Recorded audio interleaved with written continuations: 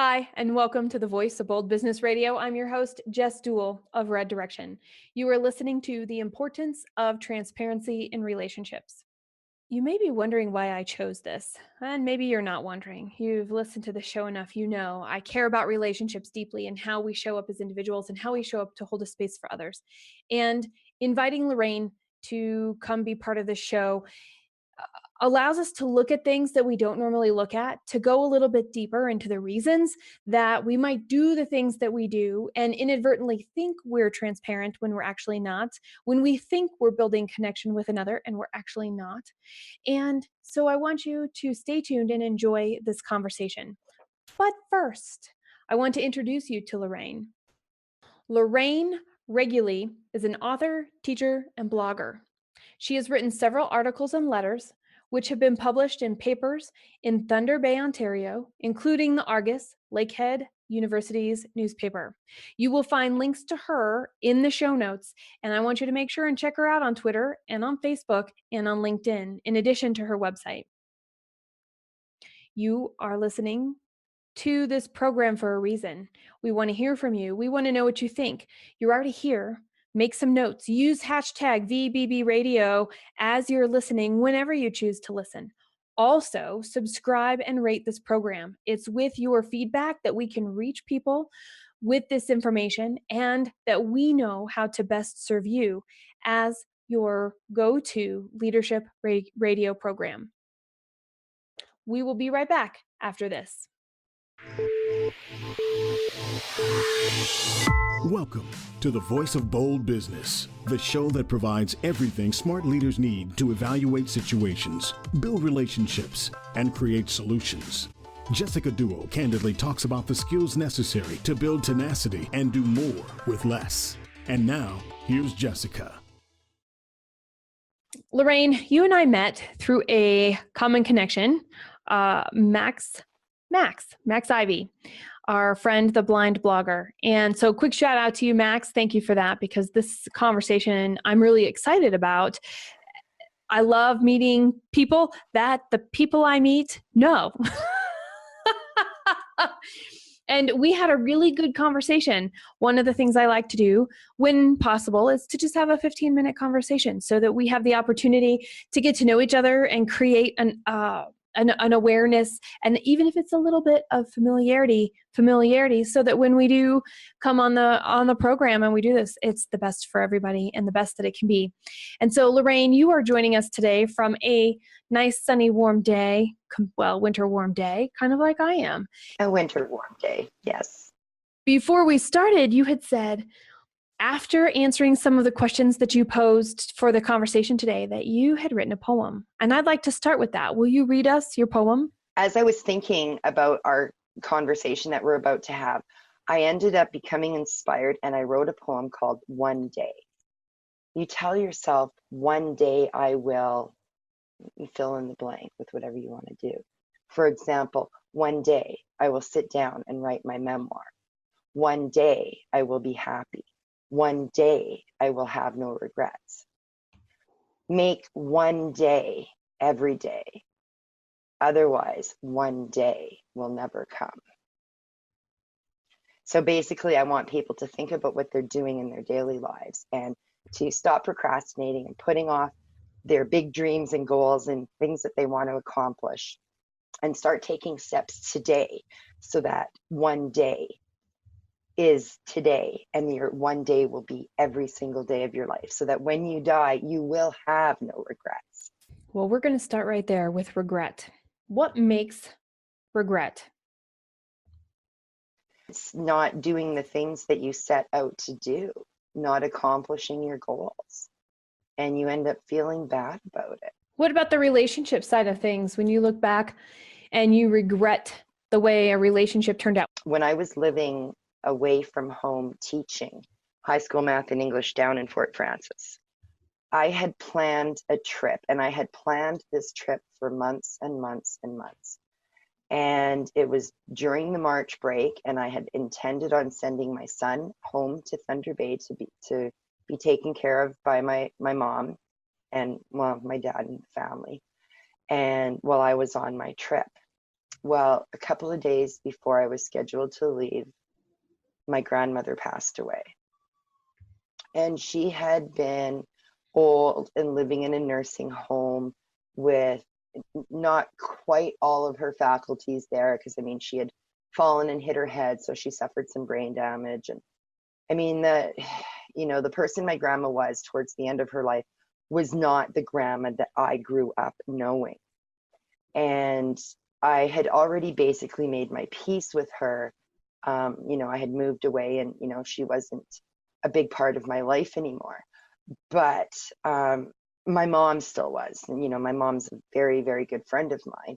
And so I asked her if she wanted me to come home or to continue on with my plans of going on this trip.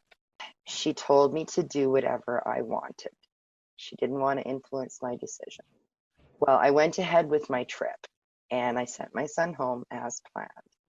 Afterwards, I felt so guilty and so horrible, not because I missed my grandmother's funeral, but because I wasn't there for my mom. I felt like I had burdened her with an additional responsibility of taking care of my son while she was going through, the death of her mother. And, you're the first person that I've actually really told online about this. And I can't believe that I'm revealing this major secret, not really a secret, but this major instance in my life. But, one thing that I personally stand for is putting it all out there and being honest, regardless of what the situation is. And I believe in complete honesty because that's the only way that you're going to heal from whatever situation it is that you've endured. I mean, most people that know me, depending on how they know me, they either know me through my business, which is writing and editing and helping people become authors, or they know me more from my personal life story as being a rape survivor who attempted to commit suicide as a teenager, who ended up becoming a single mom, going to school, going to university, getting involved with drugs and prostitution and, having all these negative life experiences, but who now has risen above it all, owns her own business, became an author, and is now helping other people who suffer from depression and suicidal thoughts, helping other people feel better about themselves and feel better about their lives. And so in that vein, I ended up, writing that poem and making that video to try and, inspire people and motivate people to, really take a better look at their own lives. And, if you ever look on my Facebook, my personal page, a lot of my posts begin with the two hashtags, hashtag inspiration, hashtag motivation. And I'll put quotes or I'll put personal experiences or, one or two lines of just something to really make people think. And it seems to, really make a difference in a lot of people's lives when they see that they're not alone and they can feel that. We are not alone. And in fact, that's one of the purposes of the Voice of Bold Business Radio, is that being a leader in an organization, it can feel lonely because we don't always have somebody to talk to, because the hats that somebody may wear that works with us may not match up with the hats that we need, or we personally can't distinguish the hats of another person of where that line between different responsibilities and roles are at. And it can feel lonely. I totally understand. And you're talking on a very personal, vulnerable level, which is also necessary, because that comes back to even what I was saying. Well, to be a vulnerable leader that actually gets results, it is many faceted and has many layers. You mentioned complete honesty. I know Scott and I have had this conversation before where brutal honesty just sounds as harsh as it really is, and complete honesty is all encompassing. And so this is an interesting conversation piece to be having, because honesty is one of my family values, right? That Ryan and I, my husband and I, have decided we will show up together in honesty and we will model that in our family. One of my personal values is truth, and can mean honesty, but it can also mean other things. And so When you think about this complete honesty, is it more of a principle that you live by, or is it a value that you use to evaluate situations to make decisions? I actually think it's both in terms of my life. Family is very, very important to me as well. And, being honest with them. I mean, even during my horrible times that I went through, I was completely honest with my mom. And she didn't like it, but at least she knew I wasn't lying to her. Okay. Whereas, back when I was a teenager, that's all I did. Mm. It was lies, lies, lies. But now, and I mean, and that's something that I've raised my son with as well, is to always be honest with me. I said, let me know what you and your friends are doing. Like if you're drinking, if you're experimenting with drugs, if you're, thinking about doing any of that or any other things, let me know, because I've had a lot of life experiences, and maybe I could offer some advice or some insight that might help you make a better informed decision. And I told him, I said, it doesn't matter. Like, I'm not going to be mad at you. I'm not going to hate you. My feelings towards you are not going to change, even if you tell me something I don't want to hear. I would rather I'd be happier knowing things than not knowing things. And so my son and I have always had a very open and honest communication with one another. And, being a single parent, I mean, that was one of the most important things that we had, because, I mean, if we didn't have that kind of trust between us and that kind of openness and honesty, then what kind of a relationship would we have had? What kind of a framework do you work from to ensure you are being completely honest and to gauge whether the person you're interacting with is being completely honest? Usually it depends on the person that I'm interacting with. I usually know them quite well. And depending on who they are, I mean, I base, my judgment upon, their past reputation, their current reputation. If I'm speaking with them face to face, I mean, generally, I mean, I can look my son in the eye and know if he's lying to me, just Yes. because I know him that well. Right. So, I mean, you kind of just go with your gut as to what you think the person is being honest or not, or if they're being a little bit shady. Like when it comes to my brother, he has a reputation of being involved with, put it this way, he'll tell you the truth, but he won't tell you the entire truth. There's always some little tidbit of information he'll leave out. And so he will kind of frame your opinion of what he's saying based on the things that he's omitting from telling. Interesting. Mm-hmm. Mm. I just basically go with my instinct, my gut, and how well I know the person. What do you think about just taking what somebody says at face value if you don't know them very well? Well, generally, I'm a pretty trusting person, and I like to believe in the best of people. And so I will at first give them the benefit of the doubt and trust that what they are telling me is the truth. Now, if I later find out that it's not, well, every situation is different. So depending on what it happens to be, I mean, some things I'll just let slide by, because, I mean, really holding on to negativity, it's not healthy. So, I mean, if it's something negative and I can let it go, it's like, and it's not a big deal, I'll just let it go. And I probably really won't interact with that person anymore. I mean, I don't like being lied to, so just don't treat me that way. When you speak to your son, that stuck with me is it doesn't matter what I think about it. It matters that you're telling me. And that lends itself toward transparency in relationships.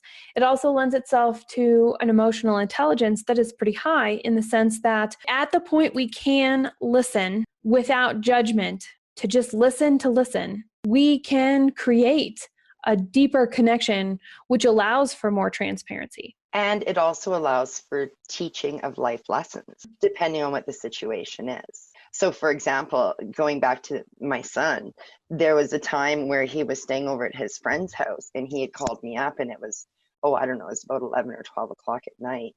And he had been planning on spending the night there. Well, he phoned me up and he said, Mom, he said, there's a few guys here. And he was probably, I think, like 13 or 14 years old at the time. He said, Mom, we've been drinking and a couple of us got into a fight and I don't want to be here anymore. And he knew prior to going there, he knew about the dangers of drinking and, that you're not, I mean, obviously you're too young to be drinking anyways. So he knew that, it was his decision that he made to drink. It was his decision that he made to want to spend the night. And he asked me for money for a cab home. And I said, no. I said, I'm not going to give you the money because you put yourself in that situation. So you now have to deal with the consequences of it. And if you don't like it, well, then next time, think about what you're going to do and think about what the consequences are going to be before you make a decision. And so I refused to allow him to come home that night. And I said, you know what? This is like, some people might call it tough love. Some people might just call it good parenting. But I was, I felt very strong, an opportunity for him to really learn and remember how horrible he felt, so that next time a situation like that arose, he wouldn't make the same decision. He would make a better decision. And you know what? It worked. Yeah. So that was one of the things where, listening to him, like I understood that he wanted to leave. I understood he was uncomfortable. He was having an argument with the boy where he was staying. He was getting along with everyone else. It was just where he was staying. That was the argument. And I decided, okay, well, even though I'm listening to him and understanding his pain, I also took it as an opportunity to teach him a lesson about choices. And when we talk and think about choice, and those are life lessons, we're faced with the results of everyday choices every day. And some of the choices we make are good ones, and some of the choices we make are not so good ones. I mean, we might choose to have candy bar instead of a piece of fruit, for example. Seemingly small, yet each of those small choices, you're coming at it from logic or feeling, there is this buildup of these choices that we make, and they are overall good. Oh, we have more energy, we're sick less, we do all of this. Or the opposite is also true, this buildup of, oh man, I'm not feeling so good. I'm kind of irritable. Why am I always irritable at this time of the day? And what do we end up doing? We figuring out how to cope around the part that the irritable part of our day, instead of actually looking a little deeper and going, what's making us irritable here? And that can also be said for relationships in terms of just the social interactions that we have between our peers at work, between the people above us and the below us at work as well. Have you ever thought about this, the elements of a poor decision, so that maybe we can build this awareness of, oh my gosh, we might be in the middle of making a poor choice and we still have time to change it? When I make decisions, I usually generally weigh the pros and cons. I look at I try and look at, especially if it's a big decision, I try and look at it from all different possible sides and think about the possible outcomes, just as I was trying to explain to my son when, about choices. You have to think of, well, is this choice going to be good for me? And is it going to be good for everyone around me? Is it going to be good for my business? Is it going to be good for my clients? You have to take a look at not just if it's going to be good for you, but if it's going to be good for everyone else around you, because anything that you do or say will affect someone else, whether you realize it or not. And I realized that that was, taught to me very quickly when I opened up about my suicide attempt and wrote about it online. I started receiving emails from people saying, Lorraine, you saved my life. I read your story and I realized that my problems were nothing compared to what you went through. And I decided to not kill myself because of something that you said. And I was like, oh my goodness, like I had no idea that just by writing some words and putting it out online, that it was going to make that big of an impact on someone.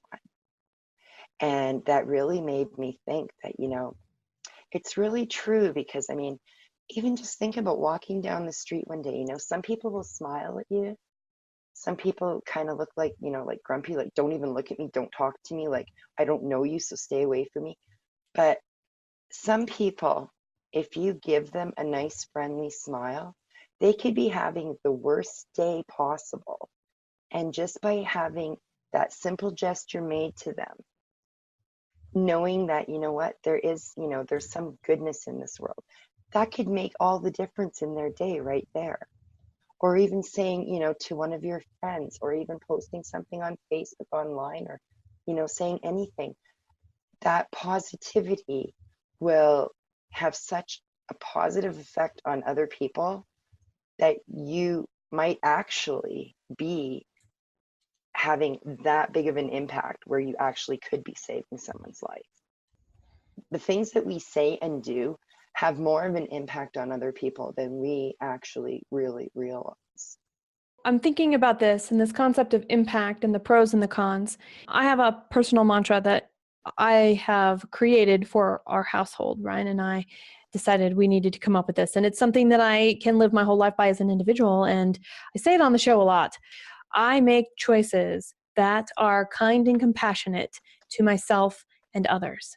And when I am making choices in relationship to that, the decisions can never be as bad as the possible outcome can be. They may be bumpy. They may cause some hard conversations to occur. They may cause all kinds of other things, because that concept of kind and compassionate, that doesn't mean make you happy. That doesn't mean make me happy. That doesn't mean we have to agree. It means we can disagree. However, we're doing it from a place of intention that is the good, the good of the connection of I'm a soul and you're a soul. And I've been thinking about that, and I've been evaluating what I do at work and the conversations that I have with clients. And those little white lies that we tell, and I'm guilty of them every once in a while. I miss a deadline, and it could be because my email didn't send. It could be because I actually didn't write the email, but I might say, oh, it's in a draft form. I totally forgot to hit the send button. Sorry.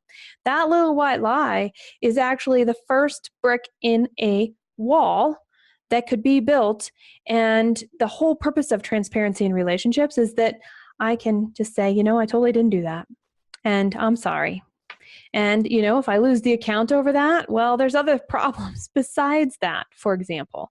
And so I'll be the first to say, in preparing for the combination of a lot of things, right? I had come up with that a few months ago with Ryan, and I was thinking about it, and I was applying it. How does this relate to us in business? How do we show up as leaders? And when do we tell white lies? And the white lies are seemingly those ways to smooth over hardships or to make somebody else feel good. However, they're still a lie. They're still an untruth. And even when done with the best intention, there might be a better time to have a conversation. I haven't figured out how to do that yet. How do you have a conversation that's going to be hard when the timing is just really wrong to hear the truth? I mean, if somebody's already upset or something is really going down that's wrong, coming clean with something, even tiny, is not necessarily the best way to go about it. It's also, if emotions are high, craziness is happening, it's also not really the right time to be truthful about the learning experience, the life experience. Well, Jess, that's why they invented that expression. It's better to ask forgiveness than permission. Yeah. Right? Because you can always go back and say, listen, you know what, here's what I originally told you, but here's what it actually happened. Yeah. Or here is what is actually the truth. At a time when the other person is in a better frame of mind and is, not as likely to flip out or get upset with you over it. Exactly. Now, I will tell you, more often than not, I'm going to just be completely honest. So everybody that's listening to this that happens to be my clients, when I say that to you, 90% of the time it's true. I literally forget to hit the send button because I am so distracted. It's not that I'm easily distracted. It's that something else comes up. Oh, it's time for a call. So I'll come back to this email. And then your computer restarts with updates and the email that you were working on disappears to this place called draft. It's funny that you mentioned that because that has happened to me. Has it? I gave a presentation to the women entrepreneurs at the Para Women's Center. And I, in meeting with one of the ladies, she said, well, I didn't get your email. I'm like, well, I know I wrote it. I'm sure I sent it to you. So fortunately, I had my phone with me. I was able to, open my Gmail, take a look, and I'm like, look, it's right. Oh, it's right there as a draft. Oh, shoot. Yes. Okay, here, let me just press the send button right now. Okay, there, you got it. Totally happens. I was in a conversation and I sent an email, right? I had to resend it because for whatever reason, we were exchanging a lot of emails and it got lost somewhere. So I changed the subject and I sent it so it would be very clear that this was the piece of the conversation that we were looking at. 30 minutes go by, it's the end of the conversation, and she says to me, I still haven't gotten that email. So I'm like, well, I just sent it. So I went back and I looked, and when I sent it again, I sent it to myself. Oh my goodness. And so and we had a good laugh about it because I'm like, I did send it. It's right here. It's in my own inbox. I mean, and that's kind of the fun stuff that we're all human, especially the little things. I mean, Yeah. When we think about really what the little things are, how amazing is it to come clean? I mean, there are times, and you may have this too, the time when you start hiding things is the time to recognize there's something either we're unsure of in ourselves, there's something that we're unsure of in the situation around us and we don't feel safe, or there's something else that's new that's coming up that's kind of scary to look at, that it's really telling us what's got to come out of the shadows and come to the forefront. Would you add to that in any way?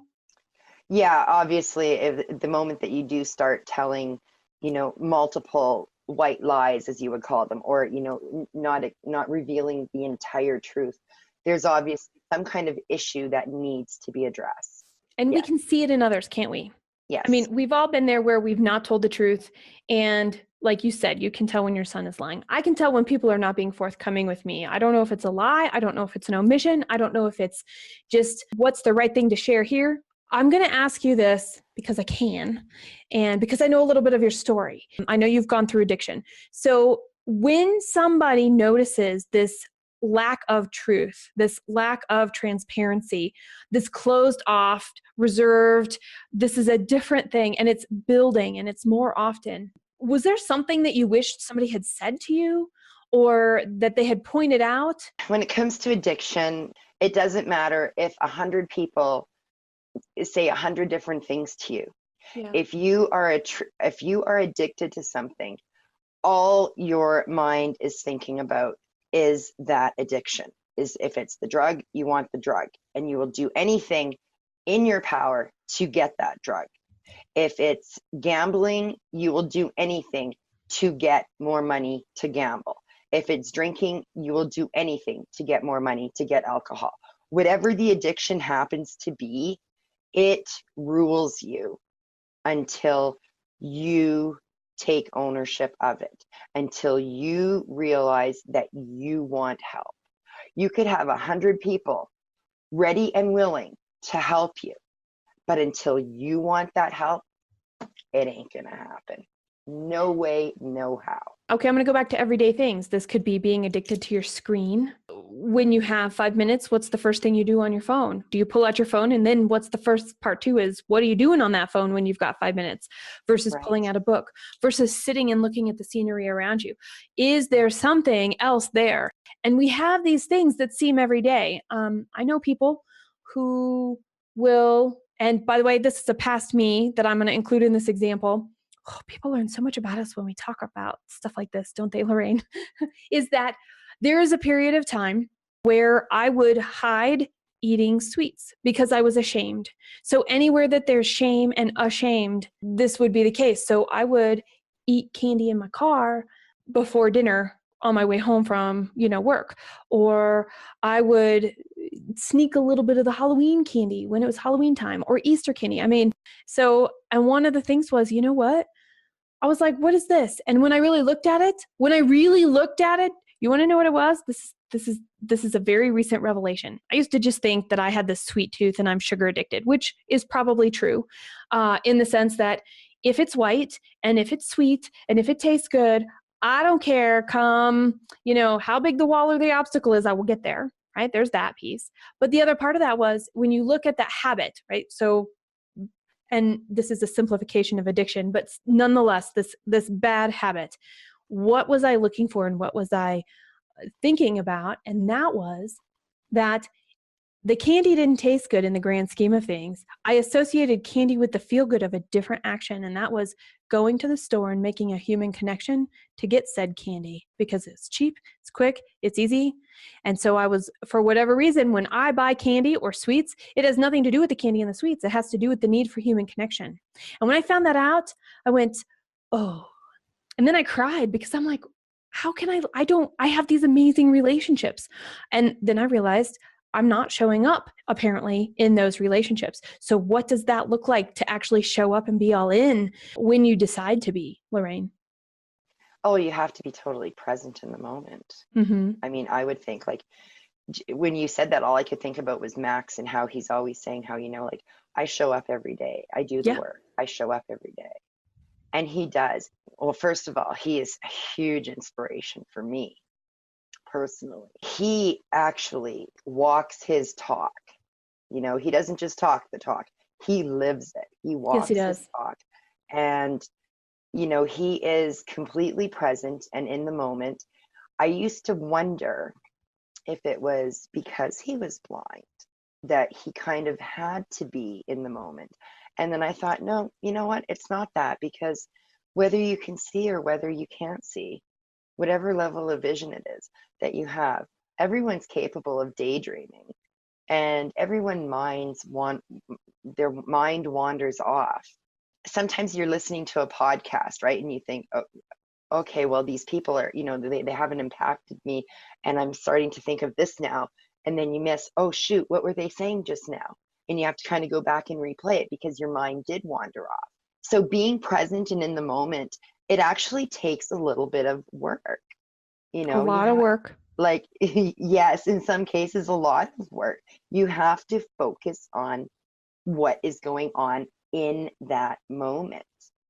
I mean, if I wasn't in the moment right now, and if my mind had started to wander off, your question to me would have been like, oh, what did you just say, Jess? Can I ask you to repeat that, please? Yes. And, I mean, some people, sure, they're hard of hearing, and, and that's another little white lie that some people often tell themselves, but it's also a tactic to give yourself more time to frame your answer is when you say, I'm sorry, can you please repeat that question? I didn't fully hear it. And that's giving yourself time to formulate an answer.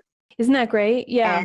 But at the same time, it could come across as like a little white lie, right? So depending on how you look at things, and that's why, you have to look at things from a few different perspectives, because what may appear to be something on the surface is not what it actually is. As in your case with the candy and going to the store because you just wanted that extra interaction in your day. Yeah. Isn't that interesting? And so I was like, oh, I guess I could stop eating that sugar and be totally okay. Oh, wait, no, now I do have a little bit of a reliance on it, so we can work on that, but now I know. So when I'm going to the grocery store and I want to pick up a candy bar, or I walk into a store and I just want to buy something, it has nothing to do with the object. It has to do with that connection. And so you're right. Until I was willing to be present with it, I was not able to have it show up. And think about how other people might perceive that. They see, the candy wrappers in the trash can, or they see kind of like, you can tell when somebody's done something or is in the middle of something where they don't feel good about it, but you don't want to ask them because then you're in this impoliteness. So, another brick in the wall that makes things opaque instead of transparent. Right. So for everybody that's listening, Max and I met on Twitter, and we're both referencing him because he is our common point of connection. He came on the Voice of Bold Business Radio, and we talked about having no excuses. And so Max Ivy is his name. And so when you hear us talk about him, you have some reference to the fact he is part of the show in the past, and he is a big part of what brought Lorraine and I together. I'm also going to take this moment to do a station break. You are listening to the Voice of Bold Business Radio. This is program 130, The Importance of Transparency in Relationships.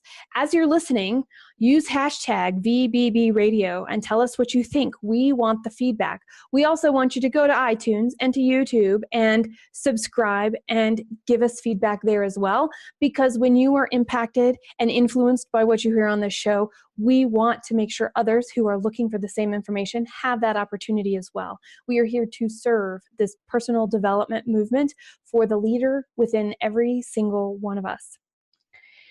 Lorraine, we've been talking about choice. We've been talking about this concept of poor choices. We've been talking about how it shows up. We've actually been really vulnerable, because I don't think I would have ever shared that had you not been right here in this moment and I had this thing, and you had talked about a story that you had shared right here in this moment. It was the right time to do so.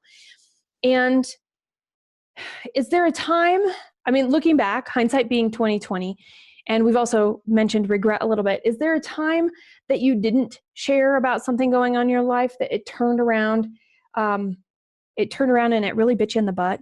It broke relationships and you had no idea? You had no idea that it was going to hurt the relationship the way that it was? You thought you were doing the best you could? I'll talk a little bit about prostitution, only because there's so many different stereotypes surrounding prostitution. For example, all prostitutes are dirty. All prostitutes are addicted to drugs. That's simply not true. My hygiene is excellent.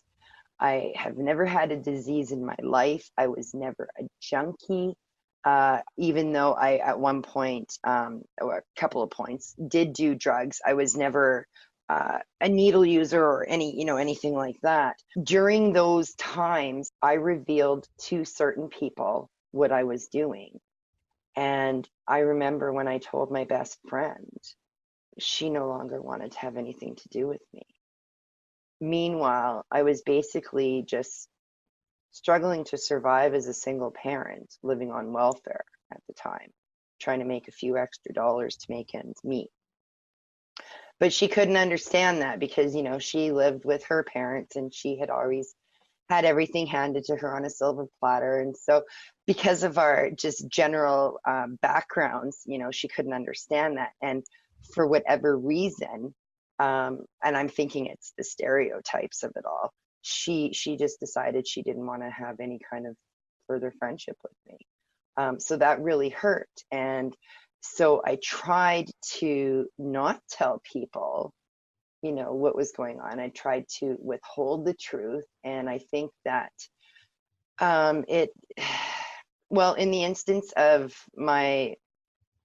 one of my boyfriends that I had, Chris, I was 19, he was 21. Sorry, I was 21, he was 19. And that's how I had met him. First words out of my mouth was like, "What are you doing? You're too young to be picking, or like, you're too young to be doing like shit like this. You shouldn't be picking anybody up." And he didn't actually pick me up. He just wanted to talk. And we ended up talking and getting to know one another. And ultimately we ended up together for 2 years. And at one point, because obviously he knew what I was doing, he gave me the choice. He's like, "Lorraine, you either pick me, pick our relationship, or you pick that. What do you want to do?" And so I chose him. But what he didn't know, which he suspected, and later after we broke up and talked about it, because we remained friends afterwards, he found out the truth was that on occasion I would still take phone calls. And so but I wasn't completely honest with him in that respect. We were together for 2 years. And again, he, had lived with his parents and, had a fairly, he never ever hurt for anything. He was never starving. He never had to worry about making sure the rent was paid. He never had to worry about paying the bills or, doing any of the adult responsibilities that adults have. And, meanwhile, I was living on my own with my son, who was only 3 years old at the time.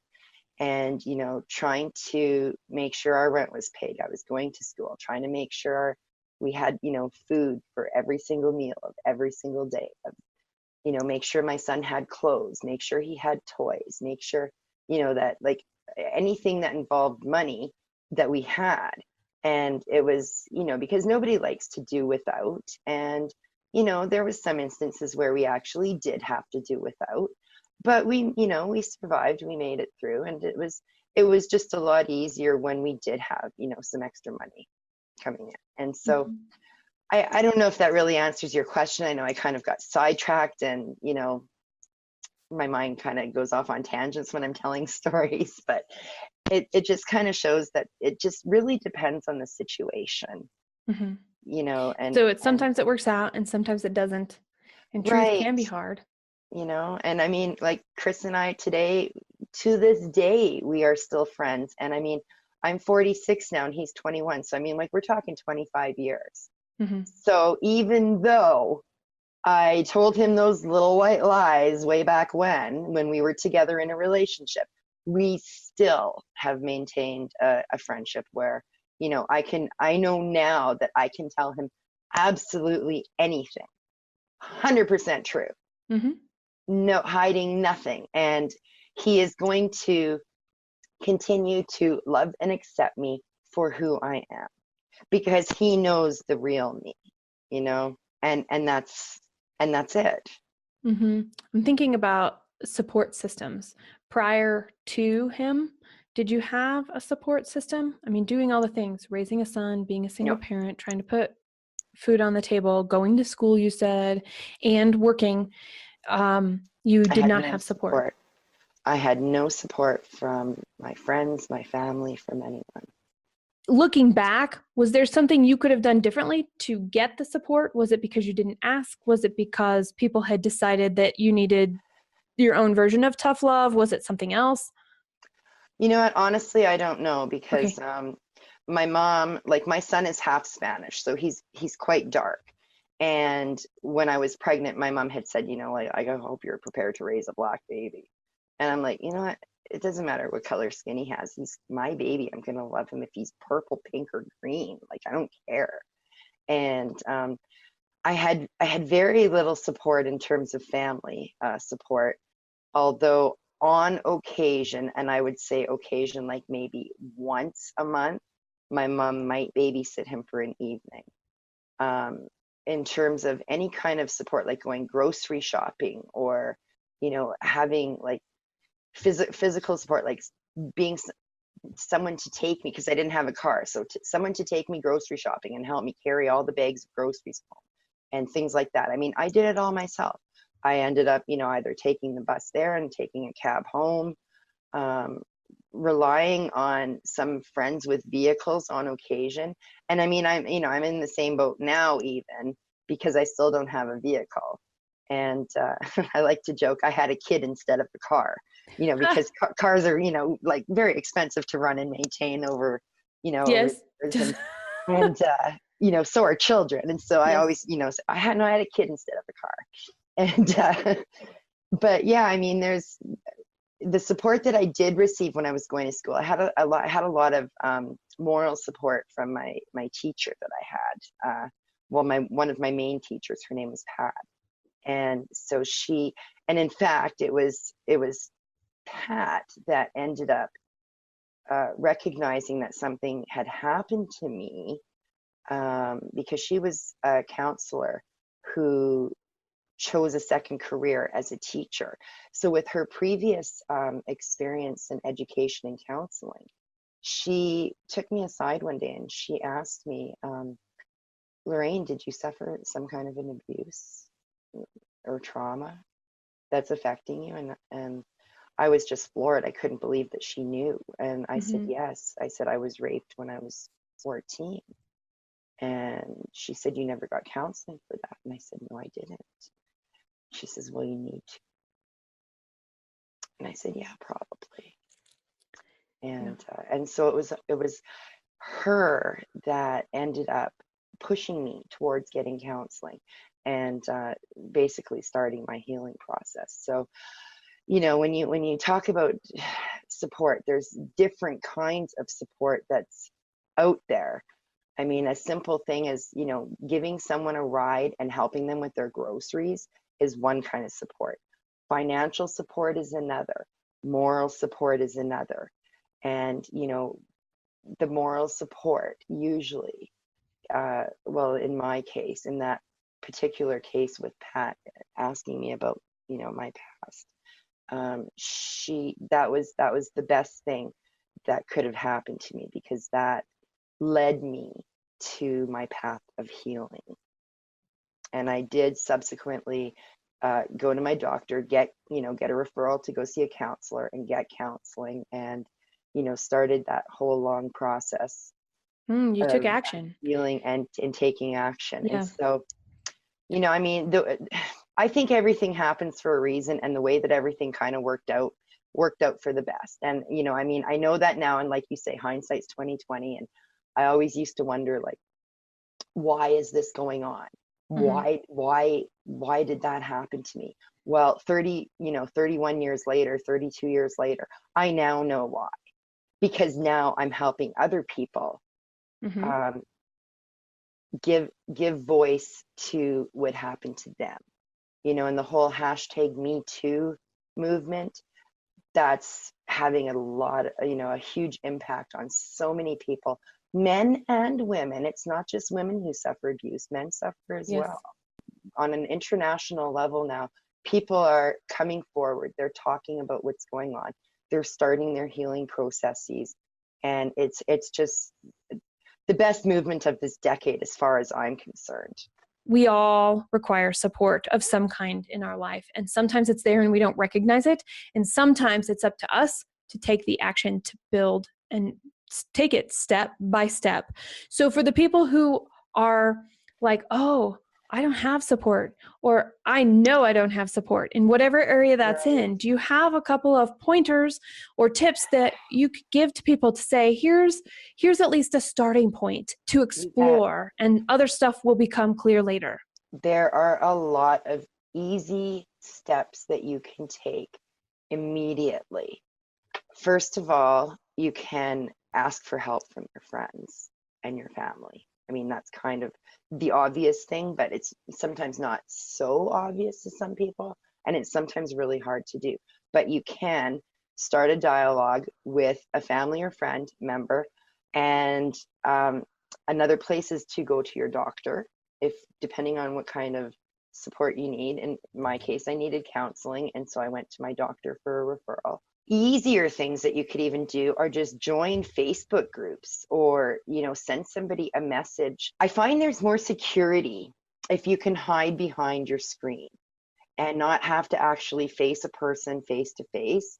If you can send them a text message or an email, or even just post something in an online forum or group, and just ask a question and say, like, I need some advice. What would you do if you, and you can even, like, I phrase it in the hypothetical, what would you do if you had a friend who needed, and then state your need. So that really helps too. I mean, there's so many different little steps that you can take immediately.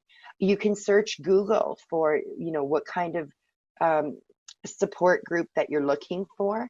I know, for example, on Facebook, I know that if you're a single mom, there's some groups for single moms and support for that. There's even one of my fellow freelancer friends who's also a mother. She has twins. She has a group called Mom to Mompreneur, because she teaches moms how to start their own businesses from home and make money freelancing, or doing whatever. So Mom to Mompreneur is one such group. But I mean, you could even look on Facebook, just type in a keyword. There's supports for grief. If you've lost a loved one and you don't know how to deal with the loss, how to deal with that person's death. There's all kinds of groups for that. There's supports for addictions. There's all kinds of supports for addictions, all kind of groups available. I mean, basically, once you start taking one little step, like, and reaching out and getting some feedback from someone else, you will have literally, like, tons of ideas on how to increase your support system. Your community might even have For example, say you're the one who's responsible for taking care of your mom or your grandma, and you have to create meals for them. Well, there's Meals on Wheels. In some places, there's local community agencies that will step in and help certain people out with different types of daily living activities if you need that kind of thing. It really, you have to kind of like identify where you need the most support, and then look at the possible places where you could get that support. The main thing to do is to take action. Like you said, Jess, taking action, taking one small step. Max is famous for saying, take one small step today, take another one tomorrow. And it's true, because you know what? All you need to do is take one small step. And if you're trying to reach a big goal, I'm just going to relate this to Max a little bit here, because he's all about reaching your goals by taking baby steps to get there. All those baby steps, once you start adding them up, you will get there and you will reach your goal.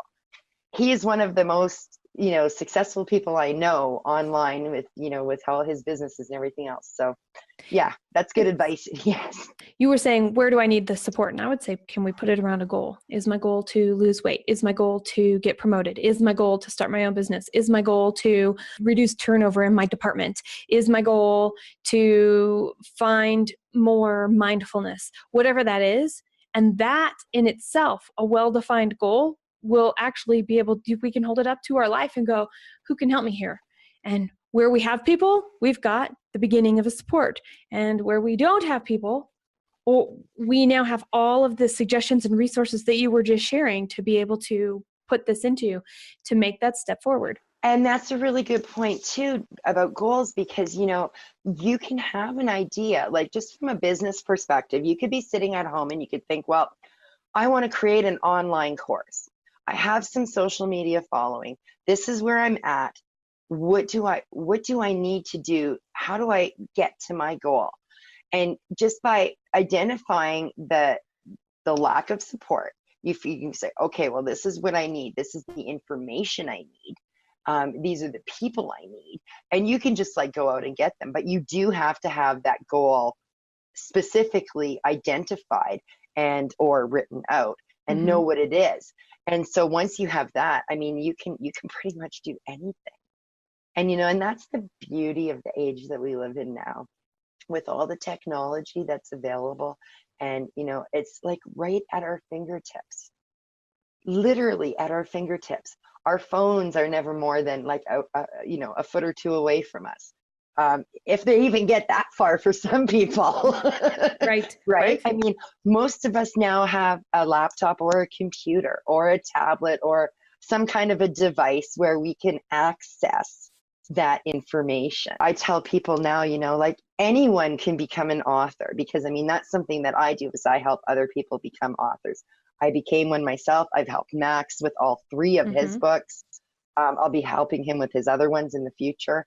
I helped other people too. And the thing is, it's so cool that anyone, we all have access to the same technology. So anyone can do anything that they set their mind to. Tell me, why is it bold to be transparent in our relationships? Okay, well, to be transparent, to be 100% completely, authentically honest with someone is difficult and takes guts. But to be bold and do that and have the courage to do that, it shows that, number 1, you have courage.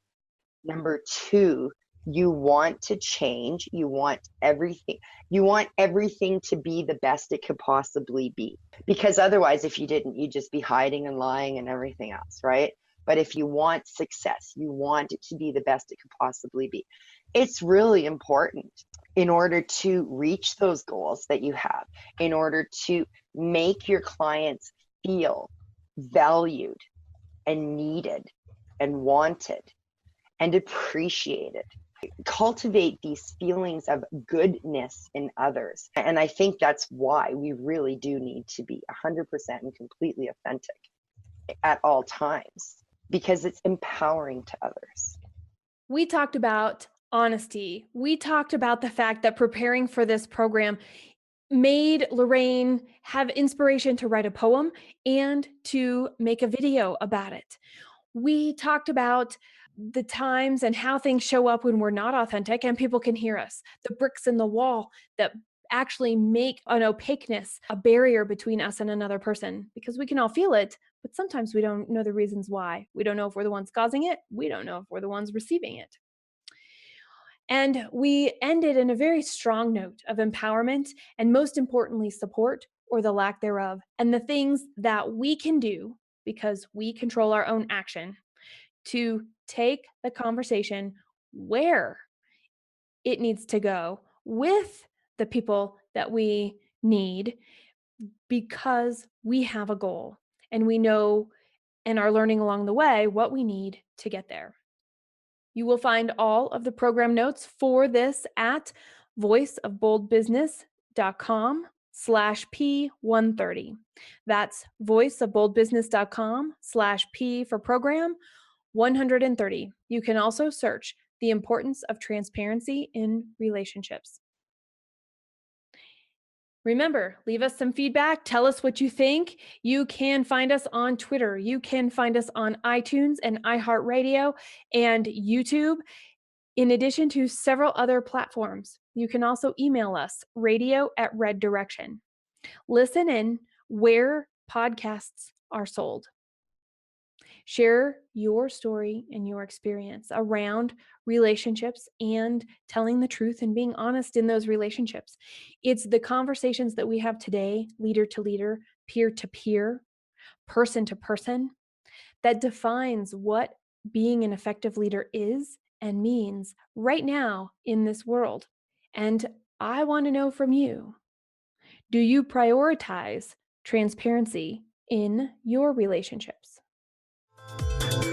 Subscribe at thevoiceofboldbusiness.com and get more information, program notes, and past episodes. Bold leaders approach each situation and focus on action to achieve a higher level of leadership.